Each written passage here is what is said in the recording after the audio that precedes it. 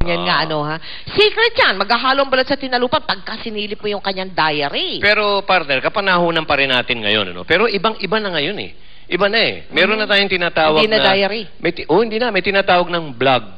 Ito yung inain ngayon. Isusulat mo kahit ano nangyari sa buhay mo. Maaari mo pang lagyan ng pictures o kaya video. Mas maraming nakakabasa, mas proud ka. Pwede pa silang mag-comment sa mga sinulat mo. Ganun eh. Bakit ko naman kaya gugustuhin malaman yung buhay ng may buhay? Ganyan nga kaiba ang panahon ngayon, ganyan kabilis ang sharing ng information ngayon dahil nga sa computer at internet. Ang malupit dyan, partner ang iba nga dyan kumikita dahil sa pagbablog na yan. Kung paano sila kumikita, eto, panoorin nyo. Okay nga. Oo. Sa internet, maraming pwedeng gawin. Email, research, at chat. Pero ngayon, ang internet na kinababaliwan, pwede nang maging diary. Diary noon, blogging ngayon. Alam nyo bang ang pinagkakaabalahan ninyong pagsusulat? Isa ng magandang racket para sa lahat. Actually, blogging as a source of income, ngayon lang talaga na-realize ng tao, especially here in the Philippines because it's purely hobby. Si Abe Olandres, isa sa pinakasikat na Pinoy vlogger sa ngayon. Ang kanyang blog site, ang isa sa may pinakamaraming hits sa internet. Kaya naman ang kanyang kita, tumataginting na $5,000 o mahigit kumulang 260,000 pesos kada buwan. Noong unay, tungkol lamang sa kanyang mga personal na karanasan sa araw-araw, ang kanyang isinusulat hanggang sa unti-unti siyang nakilala sa mundo ng internet. It's a hard thing. A lot of people have been emailing me asking me, hey, I want to put a blog because I want to earn. It's not that simple. And only in 2005 did I realize na, hey, mukha pwede palang mag-advertise sa blog. Takes time and a lot of effort and a lot of patience.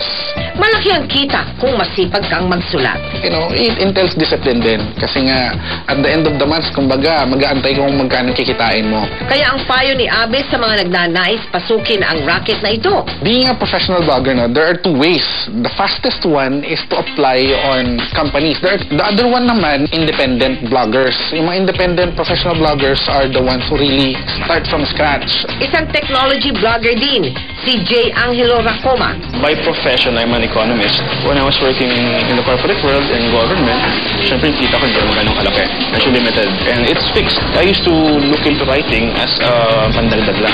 Pero nakita ko, parang mas malaki pa rin kinikita ko sa writing. Parang as is blogging. And from experience, you can earn anywhere from, let's say, $300 a month to $1,000 a month. Karaniwang kumikita sa advertisements ang mga bloggers na tulad nila Jay at Abe sa mga banner ads, ad links, at kahit ang simpleng pag-click lang ng isang leader sa blog, ang ilan daw sa mga nagpapataas ng revenue income ng isang blogger. Kadalasan ay through courier o money transfer ang bayaran.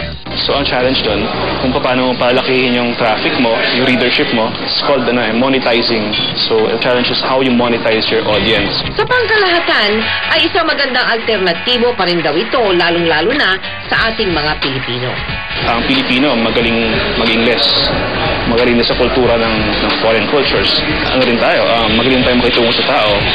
Ayon kay Professor Jaime Jacob, isang internet marketing specialist.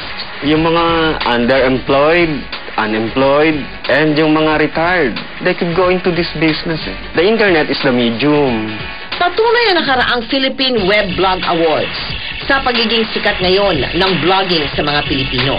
Sabi namin, ba't hindi tayo mag-put up ng awards na magre-recognize dun sa mga grassroots bloggers, mga taong nagsimula from zero, na napagpabuti nila na dumami ng dumami traffic, nagkaroon sila advertisers. Sa mahigit 33 milyong Pilipino na walang trabaho, napakagandang oportunidad na ang blogging upang kumita in dollars pa. Okay na rin pala itong bagong racket na yan. Pasulat-sulat ka lang, may kita ka pa. Ganun At sa aming pong pagbabalik, naku mga misis, napakaganda nito sapagkat meron na daw na inventong treatment para sa mga malakas maghilik na mister. Alamin ninyo yan sa pagbabalik ng Mel and Joey.